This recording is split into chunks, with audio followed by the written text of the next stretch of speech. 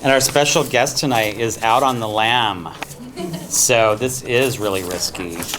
But she's at dinner, and I'm sure she'll be here very shortly. We have lots of stuff to share with you tonight. My name is Carl Olson. I work here at Missoula Public Library. And this is one of several days and evenings of programming around the novel To Kill a Mockingbird. Tonight's program is called Inside a Girl's Story, Gender Transgression in To Kill a Mockingbird. And I want to share a few things with you that are important about our events. Our sponsors for these events are Humanities Montana, Fact and Fiction Bookstore, Rocky Mountain Management Services, David Moomey, the YWCA, and Missoula Public Library's Friends, and the Library Foundation. Please consider joining us tomorrow. We are having a book discussion of the Harper Lee biography at 1 o'clock. And at 7 o'clock tomorrow evening in this room again, the program will be called Inside the Gothic Tower, the Literary Heritage of To Kill a Mockingbird. I also want to encourage you to please help us as we consider doing future programming, and you can do that by filling out an evaluation tonight. And there are little pencils in the back. But even if you just jot a few things down there, that'd be really helpful. So we have a special feature before our lecture, and we're going to hear some readings, some poetry and prose from members of a local organization called Missoula NCBI Respect Clubs. I'm going to have their Heidi Wallace come up and tell you more about the organization, and we'll just give the floor over to them. Welcome, Heidi.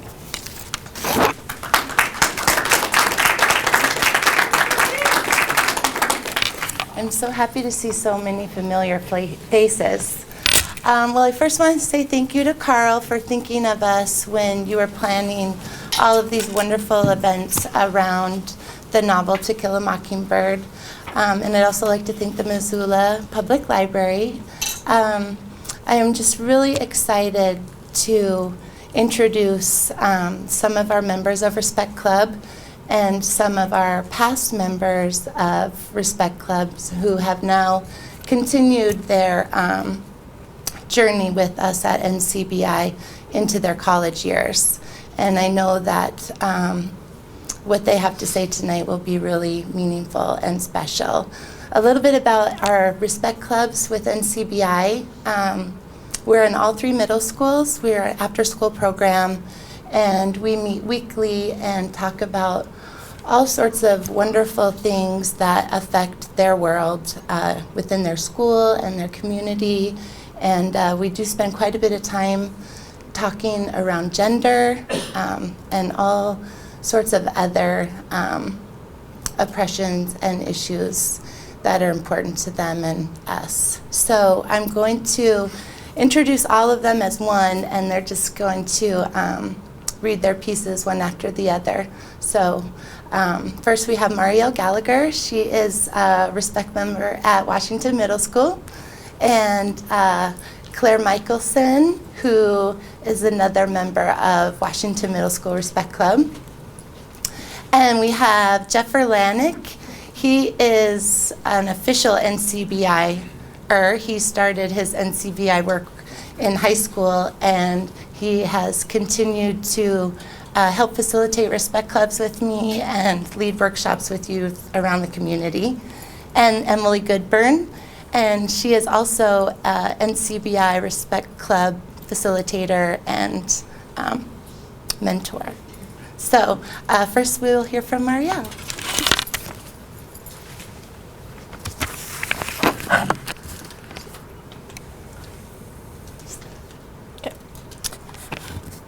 I was 6 when I realized I was a girl.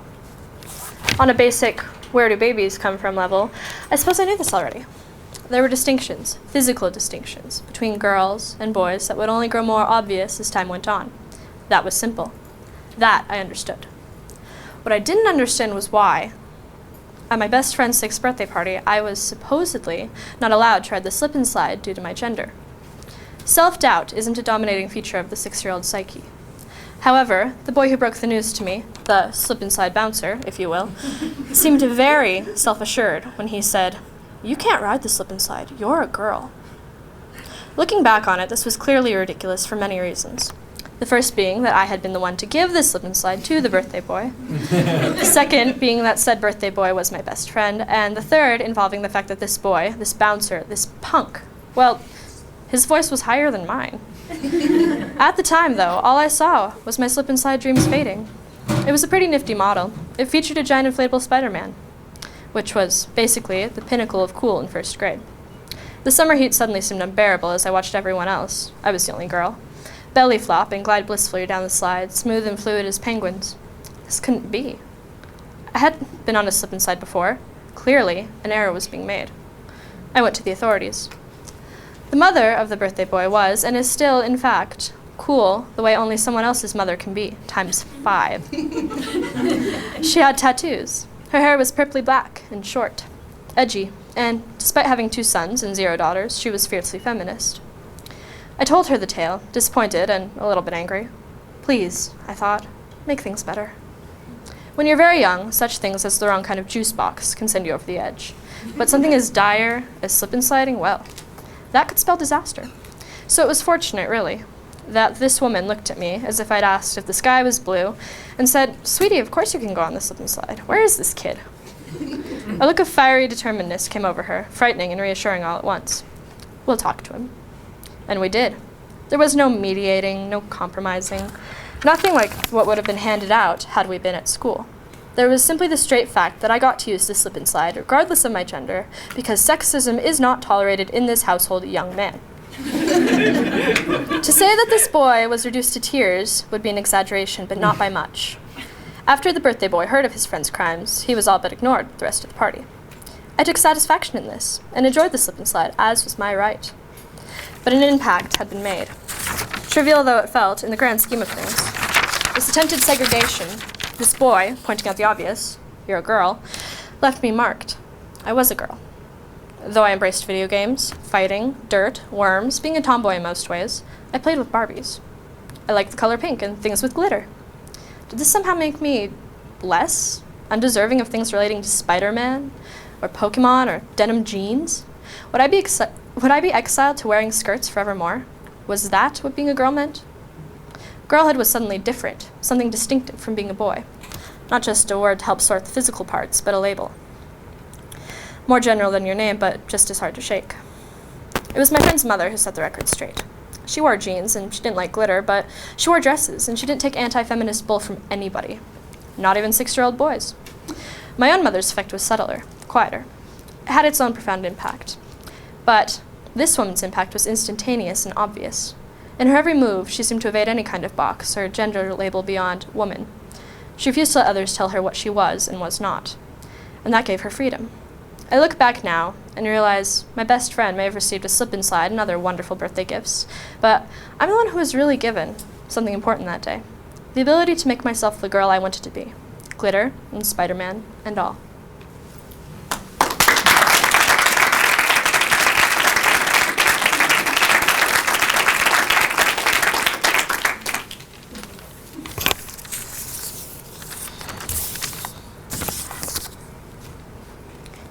The other day you saw me, in the fog.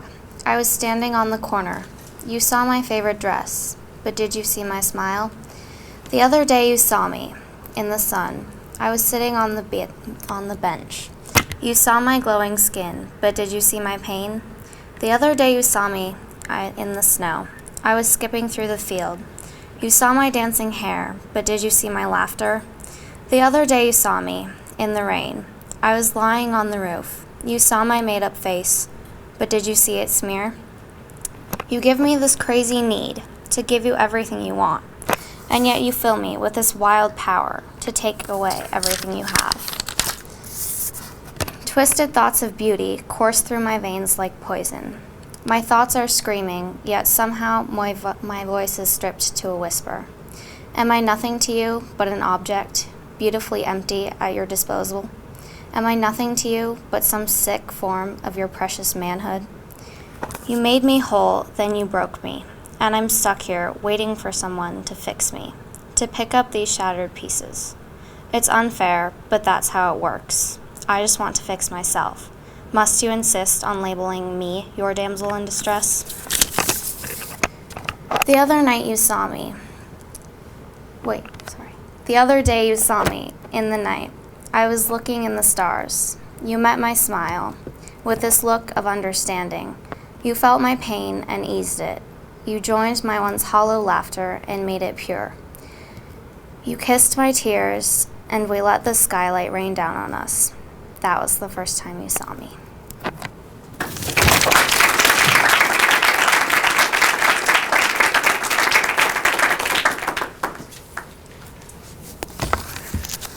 Growing up the child of a fifth-generation Montana rancher made it sort of difficult for me to avoid many gender stereotypes around what it meant to be a man. And this didn't stop me from tirelessly seeking avenues to conform to those stereotypes. And it was kind of difficult growing up because I was pulled to do theater from the age of 6, but desperately wanted to be the ideal man, and tried out for soccer and played flag football, and it was always kind of these desperate attempts to be a real boy, and I was always pulled to hang out with girls and spend time with girls in middle school, and I remember kind of trying to make friends with boys and always kind of miserably failing. And it was always a point that was driven home everywhere we were as a family. Like, I remember my brother trying to help clear the table at Thanksgiving and my grandmother scolding him. And I think it's a really tiring process. Sexism really fatigues people who are affected by it. And I think of my grandmother, who is a woman who has been silenced for a lot of her life. And she has this overwhelming fatigue. Whenever we talk to her, we kind of ask her, like, Grandma, what did you do today? And she's like, oh, it was so busy. I was so busy. I got up, I had some coffee, I made breakfast, I laid around a little bit, I made Grandpa lunch, I laid around a little bit, had some coffee, and read a book. And she just kind of is silenced and tired. And I think that it's no coincidence that she's experienced a lot of sexism and also experiences this fatigue. And I was just thinking about that as I thought about Harper Lee's commentary on gender in To Kill a Mockingbird. And when I think about my own experience around sexism, it's very tiring. When I think about middle school, I always get this overwhelming sense of fatigue. And it made me think of this passage in which Scout states, I remembered something Jem had once explained to me when he went through a brief period of psychical research. He said if enough people, a stadium full maybe, were to concentrate on one thing, such as setting a tree afire in the woods, that the tree would ignite of its own accord. I toyed with the idea of asking everyone below to concentrate on setting Tom Robinson free, but thought if they were as tired as I, it wouldn't work. And I think that that's a really great point when looking at overcoming something as immovable as sexism within our society, that we need to get over our fatigue and work tirelessly to eliminate those stereotypes instead of, as I did for so long, working to conform to them.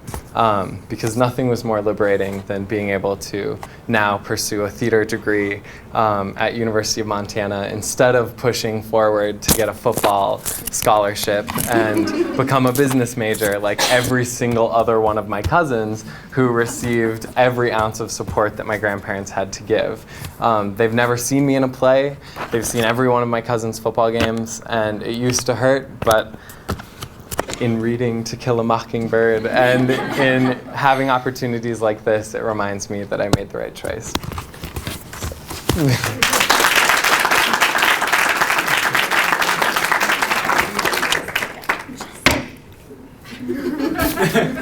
Okay, so my two poems don't directly necessarily touch on gender except for the fact that, one, I was thinking a lot about the way that my family has been affected by war, and in my family, the only people who have joined the military are men, and I've spent a lot of time with my female relatives talking about how very painful that is for all of us. And the other one is there are certain experiences that you have as a woman that affect you very much. So the first one is October cherries. There is a war on, and it pulls from me the way instruments pulled one by one from an orchestra creates empty space in one's ears. They are burying the dead in coffins from Batesville, Indiana, where I was born, to where all must return. I spend nights labeling their graves, mapping out people with cool stone markers. I find the names of my father, my brother, and a man named Jack Anderson, who I am sure was meant to be my lover. I protest all things, money spent on smoky machinery and the rarity of cherries in the fall. They grow less common every day with the lessened use of airplanes. The fading contrails of fruits gone extinct lead me home. I walk down them with everything I own slung over my shoulders, including the medals of every soldier fallen, awarded for honor and bravery. I must deliver them to my mother, and she will cry for each one who could not wear them home. She will be mourning for years. There are no fighters left here, only weapons, gunpowder, and matches. I try to build them into a hot air balloon, but they assure me they would only shoot themselves down. Je ne comprends rien. Je suis perdu dans les saisons. I will spend October planting cherry pits and waiting for spring. And this one is called Trouble Beginning. There is something that is often said of birds, that only a few know how to keep secrets, and they will never confess to a fear of heights. There is no other way of speaking without first looking at each other, so I suppose silence is best for us. I'm sure we are the only species afraid of our own songs. We have been saving our stories in glass jars on the walls. We sit perched among them, across from one another. We will not uncork them. It would be a farewell to closeness. I would confess, yes, I have known men, for I have not yet learned to let myself feel loneliness. Yes, I have known men, but not to worry, Mama. They have not known me. Yes, I have known innocence, but I have not yet remembered how to believe in it again. Yes, I have known innocence, but was robbed of it by a man who broke into my bed and tried to break into me. Yes, his hands were heavy, and yes, his mouth was wet and dark, but not to worry, Mama. These lungs of mine still work, and my arms can still set me free. A bird with one clipped wing will not give in, but fly in circles.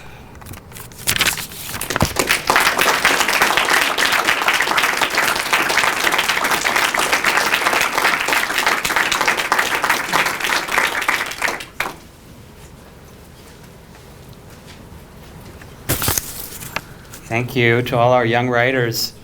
And some of them are featured in a book called Indifference, which the NCBI Respect Clubs published a year or so ago.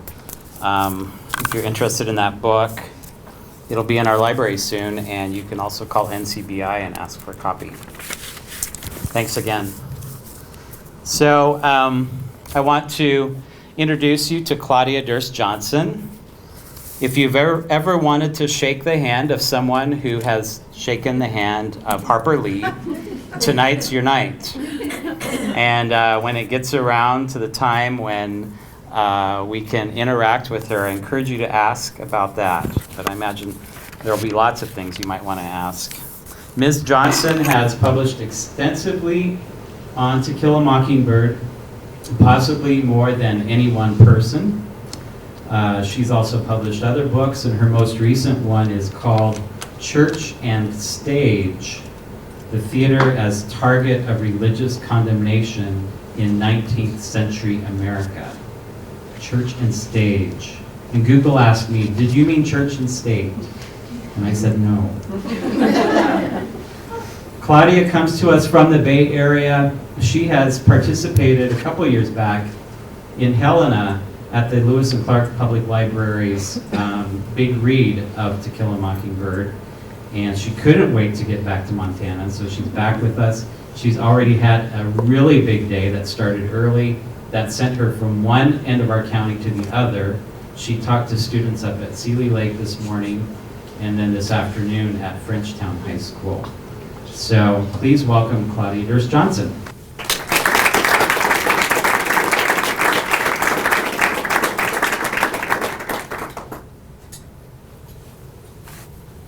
Do you want to wear this tonight?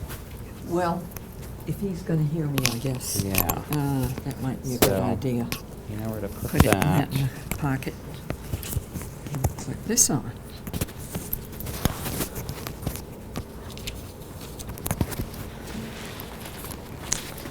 Well, I'm glad to see some familiar faces here.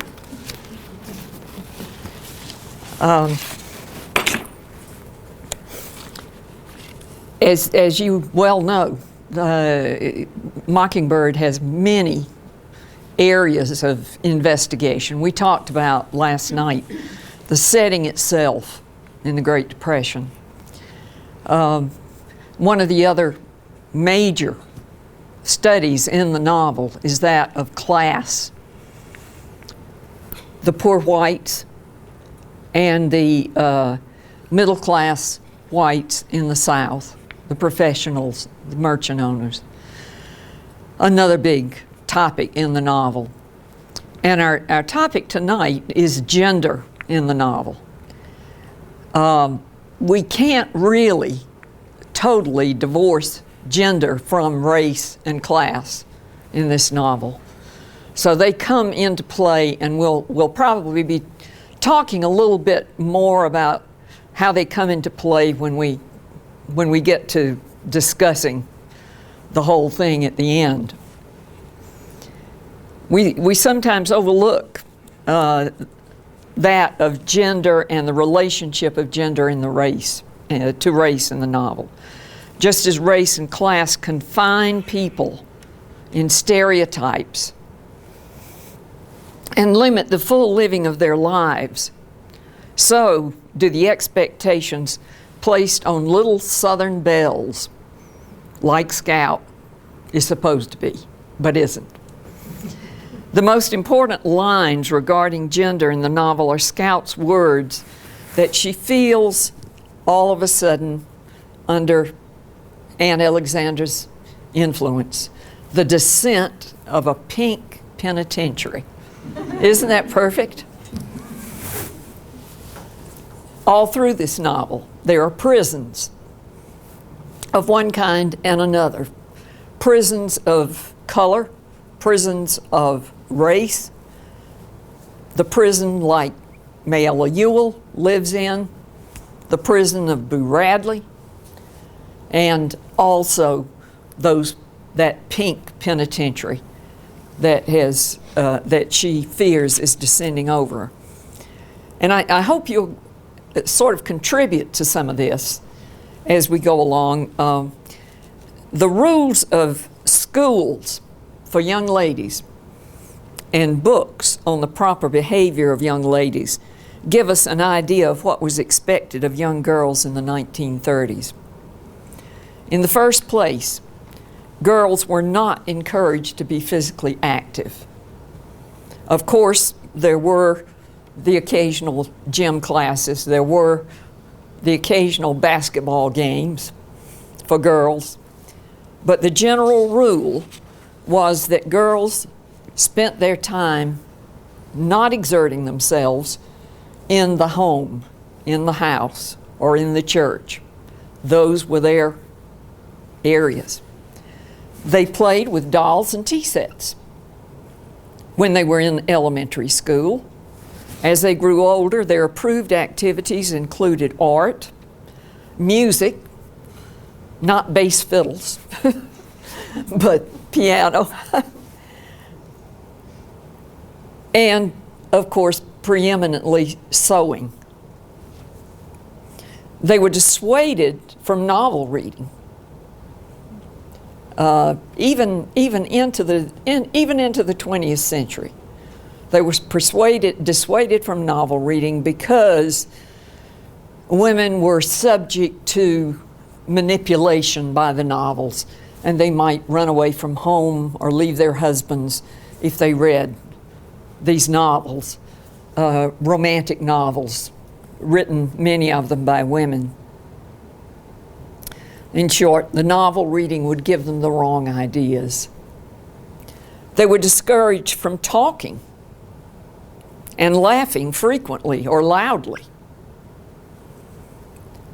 And if you've ever talked, as I have, to Harper Lee, you will note that she totally ignores this admonition. She has a loud, raucous laugh, as I'm sure Scout did. They are discouraged from expressing their opinions. And they were discouraged and encouraged to be respectful, quiet, and demure. They wore dresses, not trousers, like Scout. Even as late as the 60s, many sororities and women's colleges had rules forbidding women from leaving their quarters in jeans or slacks.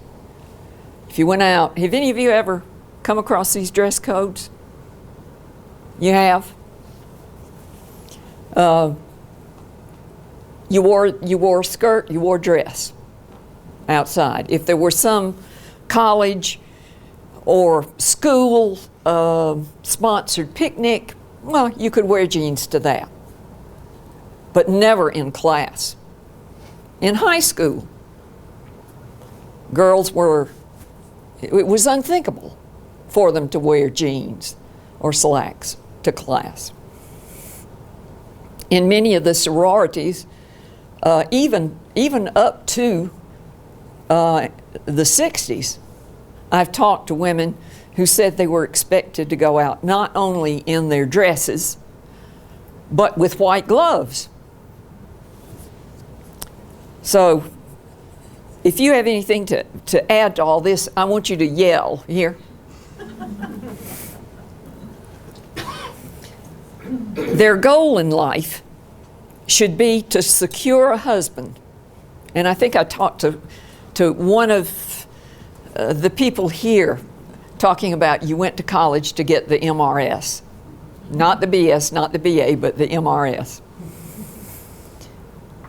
And stay in the house to raise the children. If they were educated and failed to find a husband, what then? What were the only professions open to them? Teaching. And I'm a bad person, but I look back at my childhood and some of the teachers I had, and I thought, those women were not suited for that vocation. But that's all they had. It's the only choice they had. Secretarial work, of course, was another accepted profession for women.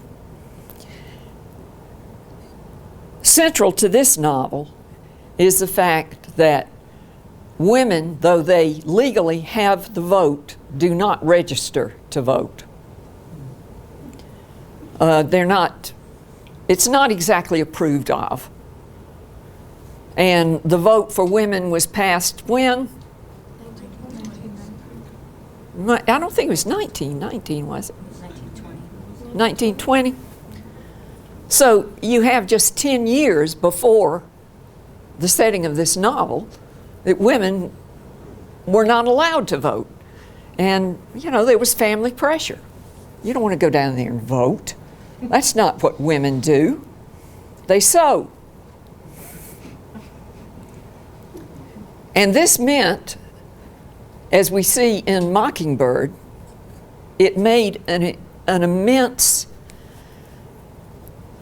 hole in the community, because women who were not on the voting lists were not on the jury list. Oh, excuse me. So there are as an article in the Birmingham News said, published in 1931, said women are legally able to vote, but it is the very rare woman who does vote because of this pressure. I had an interesting story to tell you to reinforce some of the discrimination that was going on even a little bit later than this. A woman who was chair of the English department occasionally at the University of California, Berkeley, related a story to me of a group of women, herself among them, who were registered at Harvard in the late 1950s, early 1960s. Of course, the woman who went to Harvard did not go to Harvard. All women went to Radcliffe, and none of them were considered Harvard, excuse me, were considered Harvard students. We got any water somewhere?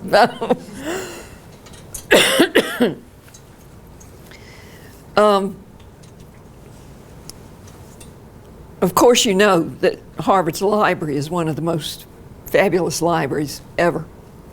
It's always at the top of the list. But women could not use the Harvard Library.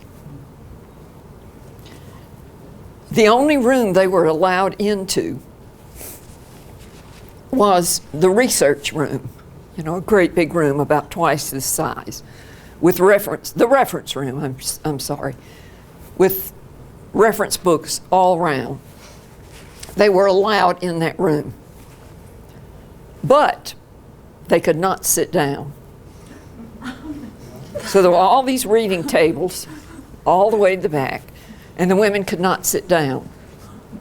And oh, thank you. She related to me that once she had gone in there and had needed a particularly heavy tome, and she kind of rested her butt against the table, and lickety-split, one of the guards came over and told her to get away from the table. Another story she told me was about a woman going to Radcliffe who was writing her dissertation on a famous philosopher, living philosopher. And the guy was very old and didn't go many places, but he was invited to speak at Harvard. She was forbidden from going to that speech. Only Harvard men could attend these special speeches. And so finally she pled and argued and argued. And of course, the man was so old that he couldn't give a separate speech at Radcliffe. And so she said, they finally put me in a closet adjoining the room so that I could hear the man on whom I was writing a dissertation. And that, you know, that wasn't so very long ago. Did you say the 60s? Mm-hmm. Late 50s? I would say the 60s, actually. Margaret Atwood was one of the women who experienced Harvard in this way. In the late 1970s, no, I think it was 1980, I knew a woman who was vice president one of the vice presidents in a bank in Boston. And she had to go to a business meeting with several other men, and it was scheduled for the Harvard Alumni Club. She had to go in the back door to go to the meeting.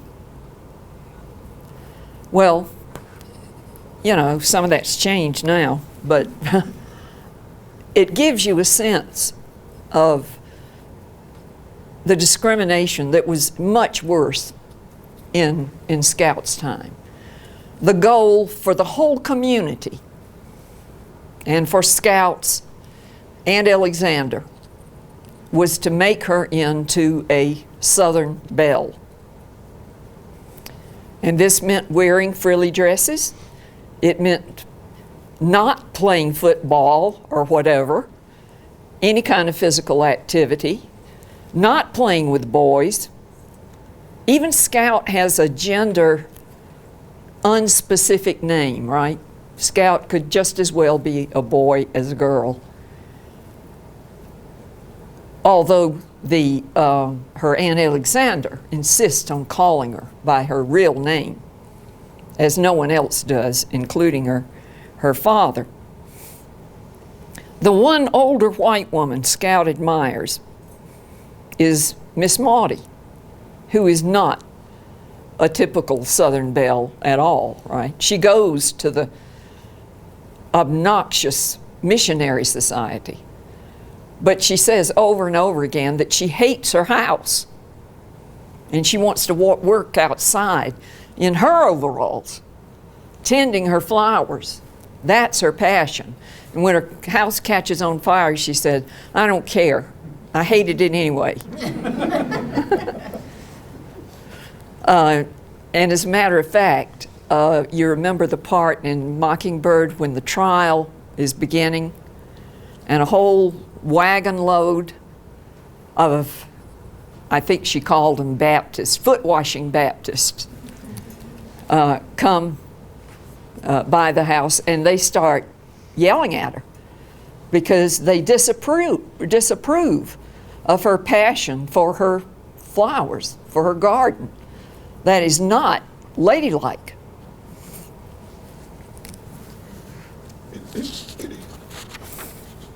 And of course,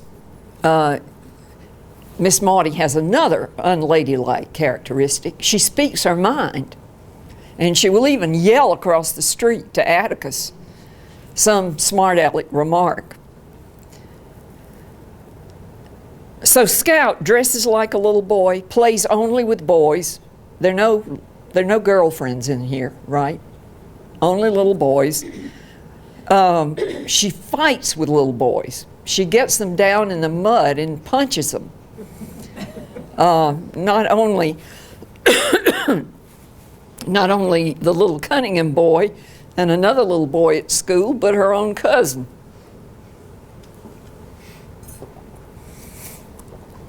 Being called a girl, quote, a girl, by Jim or Dill is an insult. They mean it as an insult, and she takes it as an insult. A put down. When her Uncle Jack scolds her for her bad language, he asks her, "You want to grow up to be a lady, don't you?" And she answers, "Not particularly." Chapter 9 begins the description of Aunt Alexander's crusade to make a lady out of Scout. She is obsessed with getting Scout out of overalls, usually covered with mud and sand, quarrels with Atticus over his rearing of Scout, and eventually moves in with them to unsuccessfully turn Scout into a proper little girl. She refuses to let her play with the little Walter Cunningham because of his class and his gender, or to visit Calpurnia's house because of Calpurnia's race. As the boys grow up, they want her around less and less. But that's her slot with the boys, with Jim, with Dill. To add to her little girl woes is the kind of institutionalized view of women she gets from the church pulpit repeatedly. as she observes when she visits Calpurnia's church. Quote, "Again, as I had often met it in my own church, I was confronted with the impurity of women doctrine that seemed to preoccupy all clergymen." Unquote. And I think we could stop here just a minute to look at what the Protestant view of and Catholic view of women was, but particularly we see it frequently in Protestant writing. From the beginnings almost, it's certainly down through the 19th century and into the 20th, woman was Eve. She was a temptress and she was weak. And therefore, she was a danger. She could send men to hell with her behavior, just as Eve had tempted Adam. Her nature was such that she needed constant control. If she wasn't controlled, her passionate, wild nature would break out and she would pollute other people in the community, particularly the men. So she had to have tight control, hence the rules about not speaking any more than she had to, certainly not speaking loudly, covering herself up with clothing from top to bottom in the 19th century, not appearing in public, never speaking in public. Mary Lyon, who established one of the very first institutes, seminary it was called, for women, which was Mount Holyoke College, had to get men to speak for her to raise the money to begin this institution. Any public forum at which a woman dared speak was like being a lady of the night. It was not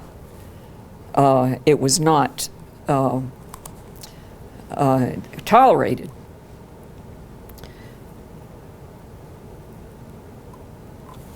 Now finally, in chapter 24 of Mockingbird, we are introduced to the hypocrisy and sheer meanness of the kind of womanhood this society had produced. As the missionary society meets in the Finch house. And I'm sure you know about that scene. The women here censor Tom Robinson, even though everybody knows he's innocent. They decide that his wife is a bad woman because she's married to Tom. No one will hire her except Tom's old boss, Link Dees.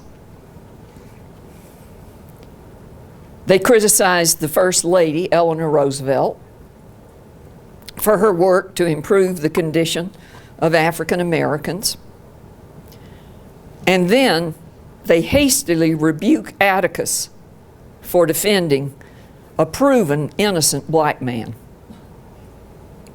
And Miss Maudie says at this point, well, he can swallow his food, can't he? You know, a dig at the ladies, and they realize they're being heard and shut up.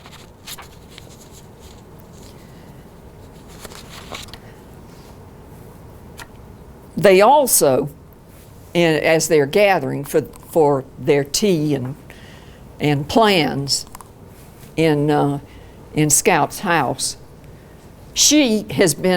word has gotten around town that she has attended the trial. And no women were supposed to be in that courtroom. Certainly not a little girl. It was only the men who attended this trial. And they began to torture Scout with, "Oh, so you want to be a lawyer, huh?" And, you know, just meanness. And she says something like, "No, maybe not." And she's got on her little pink dress, frilly dress. After this particular experience, Scout declares that she is much more at home in the world of her father and likes men more than women, if the missionary society is the example of women's society.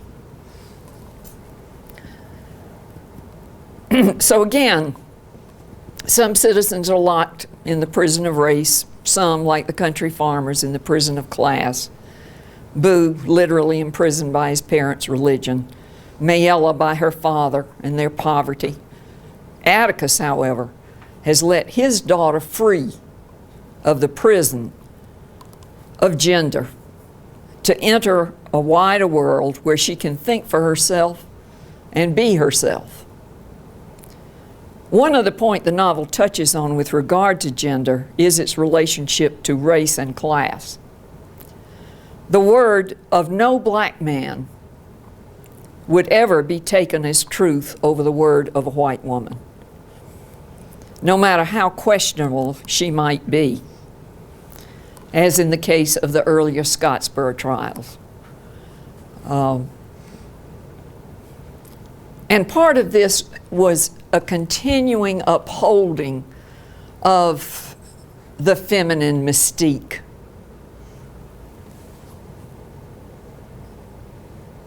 A division of women into only two classes, whore and angel. And it was very easy to slip out of that category of angel. But when it came to race, race prevailed. And the white woman was always believed, or at least actions were taken as if she were believed. This, of course, leads to the miscarriage of justice in the novel. Despite the church's sermons on the impurity of all women, the irony is that all white women were swept up in an ideal of purity, especially in conflict with the evil of black men. Well, I thought I'd stop here and hope you would ask me any questions. You don't have to stick to the topic at hand necessarily. We do remotely want to stick with the topic of Mockingbird. Does Atticus ever say or explain, or does the book ever say or explain why he takes that path with Scout? Well, I don't know whether he talks with Jack, his brother Jack, who disapproves of the way Atticus is rearing his niece, and says, give her the edge. I think where we see an origin of this is in the fact that Scout and Jim both call their father Atticus. And this is a very anti-authoritarian novel. And in that sense, it is breaking down the authority of the parent. So he treats them as adults. And it's an undercutting of the patriarchy of the whole novel. Father, community, ministers, law enforcement, whatever. I don't know whether that exactly answers your question or not. He does defend his behavior to his brother Jack. And you might wonder, why does he allow Aunt Alexander to come into their lives. You know, they have fights and fights and fights after she gets there. And he has thought that Scout needs a feminine hand in helping her grow up. But he seems to have been totally wrong in that, and mistakenly gave in to Aunt Alexander's pushing to stay with him. Yeah. I was thinking of it in a different way, that Aunt Alexander wanted to leave her husband. And this was the only way she could leave her husband. That could be. Care of a relative, because Scout says, well, won't, you know, Uncle so-and-so Yeah. be lonely without you, and everybody ignores what she said. So I looked at it more as, again, a woman couldn't leave her husband. Right. But this was sort of a sidestepping of that, so. Yeah, I mean, that's a good reading. It's a good reading. And further, Atticus has Calpurnia, but Calpurnia is not mom, a mother figure, and I think he recognizes this. Atticus is a thinker. Mm-hmm. He stands alone. He's an individual at a time when Alabama had several strong individuals. Senator Bankhead. Oh, yeah. Kin to Tallulah. Oh, Tallulah was his daughter. Yeah. And another motherless child who was allowed to grow Uh-huh. and look. Look what she did. Yeah, that, you know, very similar way. yeah, you bring up the point that I have thought about recently. I'm going to lean on this table here. And that is how much literature includes the motherless family. The first one that comes to my mind is Cinderella. Something else recently I read, it includes the father but not the mother. And I wonder why that is. Why is it? Yeah. I've always thought it has something to do with how the mother is kind of considered in some ways, well, the father may be traditionally considered the head of the house. The mother is considered the core, the keeper, and the defender, you know, fixer. So when you take that out, you get a really interesting, not off the wall so much, but just uncommon, even in its common. Yeah. Is that I think this is true. I would say, by the way, that Calpurnia is a surrogate mother. But About 1904, 1 out of 3 births, either the child or the mother died. Because of so you think this tendency is reflecting reality? That was a really common, pronounced thing that certainly would have reached into. Oh, yeah. Yeah. I think that's really true. For years and years and years, at least 19th century and before, there was a practice of mothers trying not to form attachments to their babies because the chance of the child dying was, you know, so risky. They didn't want to form that bond and have it broken. I almost wonder, you know, Scout had no lack actually of mothering. She did have Calpurnia, she had Miss Monty, she had various people. What Aunt Alexander represents, I think, is the culturization. Exactly. She had women who authentically could rear her, but it was the lack of someone to put her In a sexist culture. Exactly. Yeah. That's what the problem was. Yeah, you had a question? I was just going to say, if the book you were thinking of earlier was Secret Life of Bees, but that seems to be Another. sort of a column. Yeah. Yeah. They're tons of these books without the mother. Yeah, what was your question? I was wondering if you could share a little bit about yourself and how you got interested in Kill a Mockingbird and maybe this question of gender transgression. Well, the whole matter of how I got into Mockingbird, I think I told you guys last night, didn't I? My specialty is really 17th and 19th century American, and I knew nothing about Southern literature except William Faulkner, whom I greatly admire. But I was asked to write an article for a festschrift honoring a retiring colleague. And the article, all the department was asked to do this, write the article on an Alabama writer. And I didn't know any Alabama writers.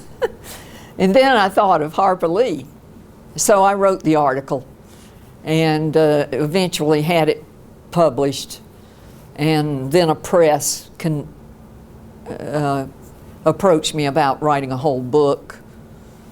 And before I wrote the book, she and I had mutual friends. And through that mutual friend, I was able to have an afternoon's interview with her in my living room. So, I mean, that's about it. I have put together a contextual book about the novel. And, you know, I've written been asked to write an article for a law review about it. So that's how I got into it, but my specialties lie elsewhere, really, which is kind of ironic. Anything else? Yeah. Well, I'm very fascinated by the scene in the novel with the snow man / woman, the snow she-male. And what did they call it? They call it the Maphrodite. The Maphrodite? The Maphrodite. And I lived in Nebraska for 15 years, and you couldn't swing a handbag without hitting a Willa Cather expert. And I met one who had gone to Red Cloud for a Willa Cather festival and interviewed people, and she said the old timers in Red Cloud, Nebraska, called Willa Cather a Maphrodite.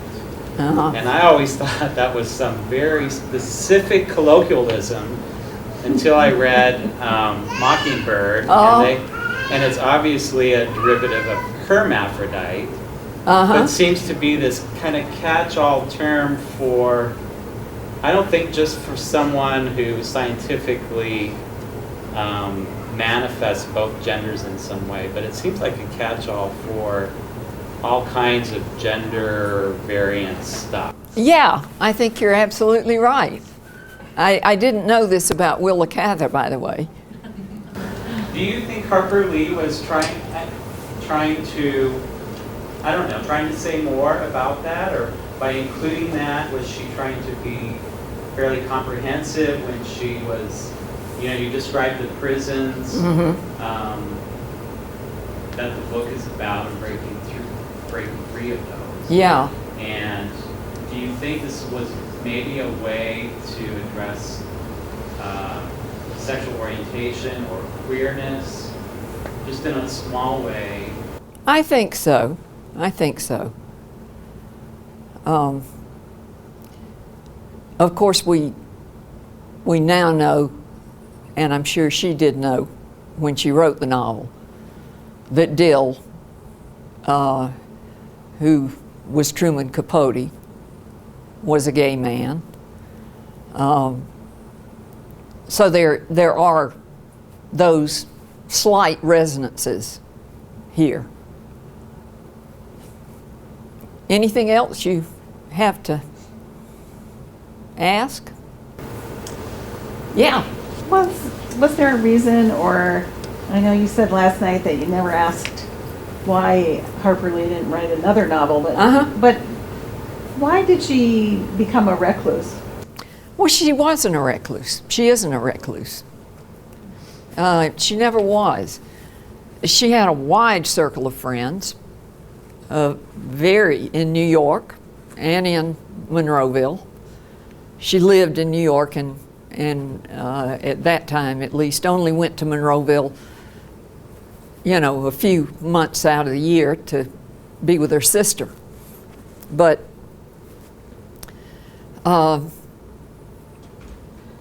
she golfed. She was an avid golfer. She went to concerts and plays every night of the week practically in New York. She frequented libraries, knew all the librarians. Bookstores knew who she was in New York City. So she wasn't a recluse. She just was not going to be on display. And as somebody was talking with me about this earlier, writers of a certain era in the 30s and 40s and before were not on radio. They would not have been on Oprah had they lived that long. They didn't give newspaper interviews and so on. The writer's life was not public, and she's just old-fashioned in that way. And I have to think also she did not want the kind of questions that you would be inclined to ask her, like, why haven't you written another novel?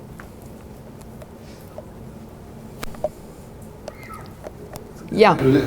She's kind of the antithesis of Capote, who saw. Oh, yeah. Yeah. He sought attention everywhere. He loved the social elite. His best friend was Jackie Kennedy's sister. He had massive costume parties, one of which lives in history as one of the most momentous things in New York.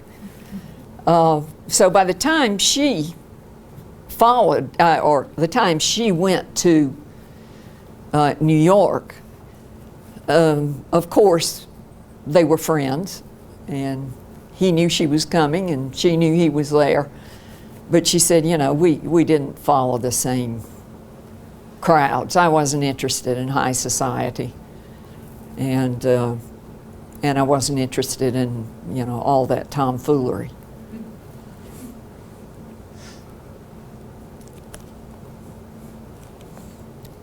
Anything else? Yes, sir. One thing that I've noticed about certain adaptations of the play is the exclusion of a lot of the kind of transcendence of gender that Scout is. Oh, really? I've seen the play numerous times, but it's been a long time. Yeah, and so I guess I was going to ask what you kind of thought about the screenplay adaptation and the theatrical play adaptation, or if you've studied them. Well, of course, I've seen both, but I've never examined them that closely. I was very fond of the play. She was not. I think it was because, it was a use of her work for which she didn't get paid a nickel. And I think that was a lot of her distaste for the play. But I thought it was a pretty sound production. You certainly don't get a sense of the gender issue in the film. I don't remember the play well enough to comment on it.